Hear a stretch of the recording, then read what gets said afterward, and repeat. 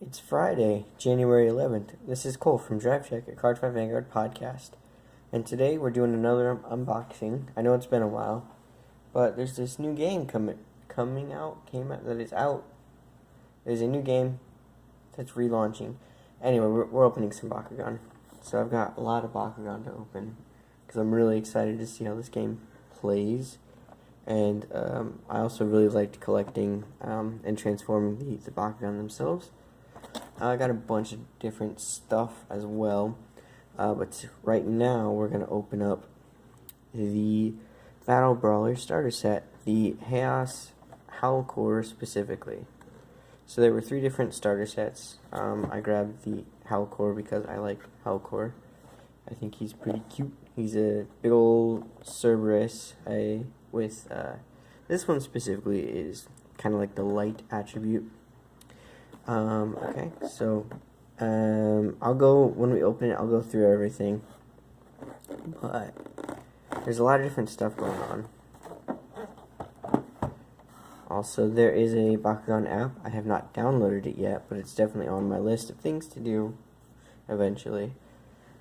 Then, like I said before, you get a Haos Howlkor. So with Bakugan, the name, Howlkor is its name, and the, word in front of it, Haos, is like its attribute, and there are 6 different attributes.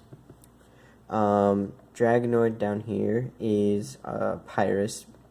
He's also like the main character's main Bakugan, I guess.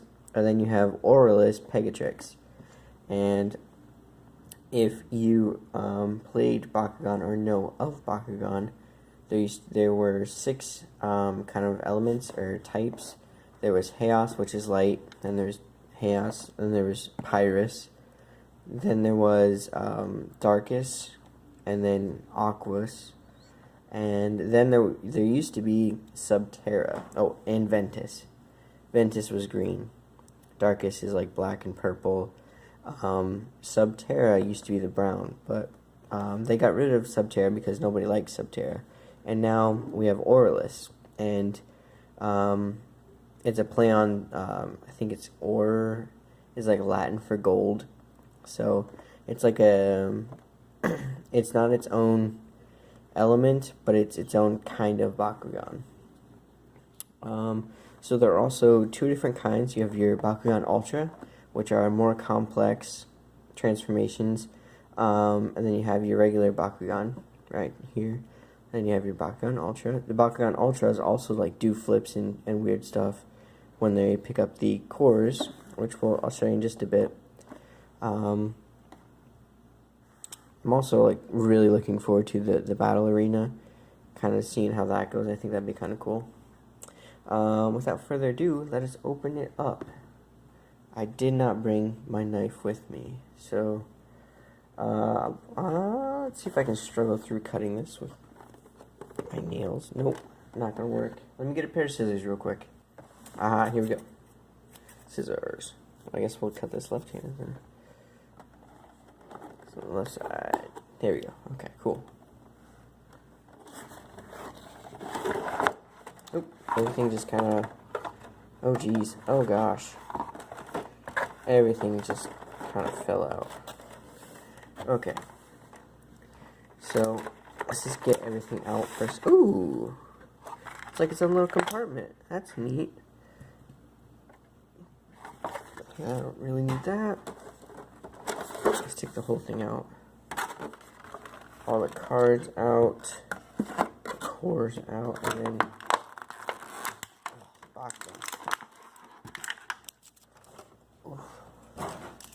Okay. And I like how they gave you this little case where you can store everything in. I think that's pretty good. That's a good idea. Let's set that aside. Okay, so this right here is Haos Howlkor. There are 2 different ways to play this game. There are the basic, you roll them over these metal plates, and there's a magnet located on them. When the magnet attaches, right, boom, it pops out. And then each Bakugan also has a power See if I can find it on picture. There we go. 600. B600. It used to be G's back in the day, but now it's B's. So that is its power level. Oh shoot, how do you go like that? I think. And then, yeah, everything closes like that. So basically you would roll them, and then when they would land on a thing, on a Bakugan, you would flip the Bakugan over, you would get the power, and you would just add up the powers, and whoever wins that core, and I think the first person to win 3 cores wins. And then there is the actual card game, which is what I'm more interested in. So, yeah, let's open up Pegatrix, and we'll open up Dragonoid. Oh geez, ooh, that's a strong spring. I never had a Dragonoid back in the day, but it was also like one of my more favorite designs of a Bakugan. This one just kind of looks a little chunky there. Little chunky guy. Still, I really like it though. Oops, moving the camera. Shouldn't do that. And then this is Pegatrix. It's essentially a gold Pegatrix. Pretty cool. Alright, so, I didn't show you Howlkor either. Here's Howlkor. Let's move these ears up. Oh geez, I gotta fix something real quick on my phone. There we go. That's better. It's a little doggy. Oh, Dragonoid's base power is... Gotta find it now. 200, yeah. That was my least favorite part, is looking for the 200. It was looking for the power levels back in the day. I never actually really played. I just kind of like passively collected. And then we have Howlkor Ultra. Now, what makes him an Ultra, he's got 300B. Oops. 300B. What makes him an Ultra is that he's a more complicated transformation. This one specifically isn't as complicated as some of the other ones, but it definitely can be. Ultras can be more complicated. Like this is like its own thing, trying to collapse them. Okay, that goes in. This goes in. Okay, that does the thing. But I need to get you down first. How do you go? Is there just... That seems weird if I have to like clip it like that.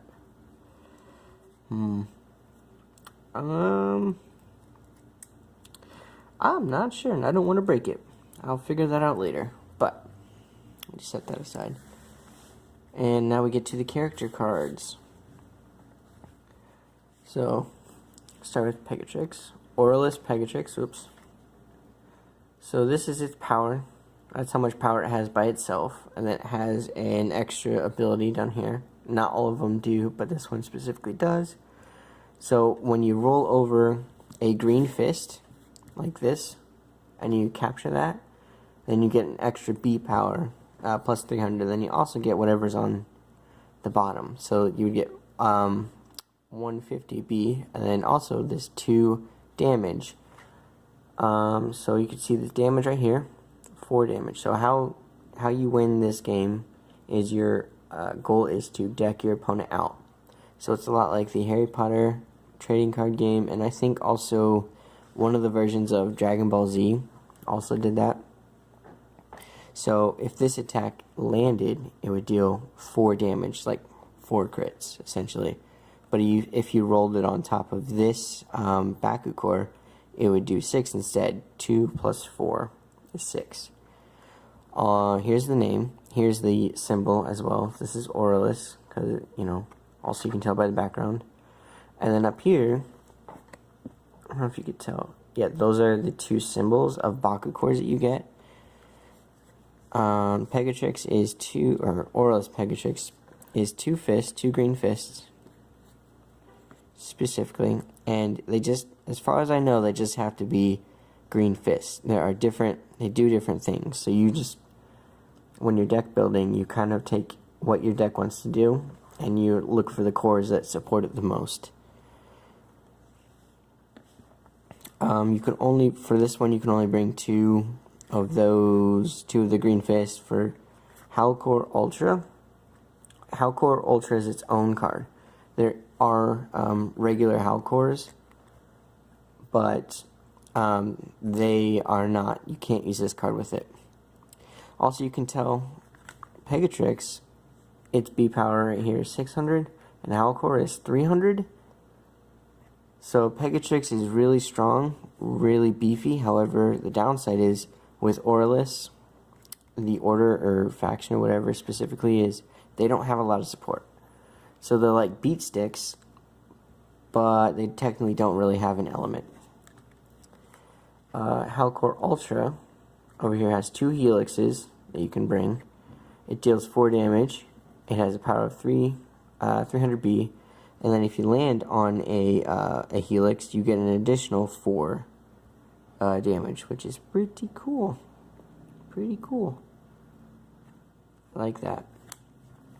And then Dragonoid is just a regular Dragonoid. He doesn't have any special effects. His B power is 200. And he only gives, he only does 5, not only does, he does 5 damage. So he has higher damage but weaker power, but there are ways to increase your power. Your power. He also comes with a green fist and a flaming fist, which this one is plus 150B and plus 4 critical, and I guess the other one is plus 150 and then plus 2 as well.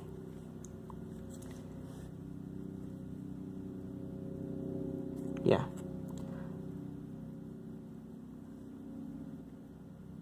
Okay. I was looking at the little nomenclature at the bottom. It's BKC is Bakukor, number 18. The FF, I think it's because Fire Fist, and then BBAL, I'm not entirely sure what that is. But they all have that. It looks like they all end with BBAL. Maybe that is the first set, the first wave. I'm not sure. Oh, Battle Brawlers. Oh, yeah, that's the first set. It's called Battle Brawlers, so that makes sense. Okay, so here are your cards, and your Bakugan, and now let's get into the deck. Ooh, I don't like the shrink wrap that they used on this. Oh man, this is not... I like shrink wrap that you can easily peel off without damaging the cards. This is not that. Let's see if we can kind of loosen up, make some room. If not, I gotta bust it. Oh, there's a rip. Oh, thank God.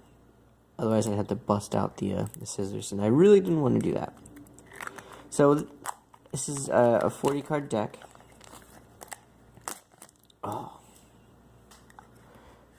40 card deck. Ooh, cool. We'll go through them individually. So you have Titan Howlkor Ultra. So there are evolutions in this game. So even though these are Bakugan specifically, they have different backs. So the actual Bakugan character cards, I think these are what these called.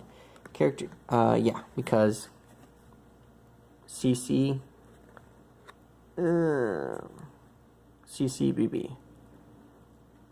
That means that's the character card. And then BB I think is Battle Brawlers again, like I said. And then this is it has the rarity. English is the language, obviously. 256 is the number in the set. And then RA is the rarity. This is like a regular rare. And there's a little bit of embezzling on like the numbers You can kind of tell up here in the name, hopefully.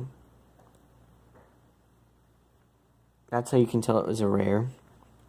Commons don't have that, but basically, what you would do is you would play it. You would pay. There's a mana system. You would pay that, and then you would evolve it, and then it is now Titan Howlkor Ultra. It gets a heck of a boost right there. It also tells you that's the required evolution. I think you can right now you can only evolve Bakugan of the same faction or order. So Haos can only evolve onto Haos. And now he's a lot stronger. Does a lot more damage. Higher B power. Right, basically just an upgraded version of him. And then we also have Hyper Dragonoid. Same thing. It's a 1. Only costs 1 though. That's interesting. It does a lot more. Interesting. And then we have Inferno Wings. This is a SR, which is a super rare. And also, the lettering, you can see kind of like the foil on that. It's like an orangish red. It looks pretty nice.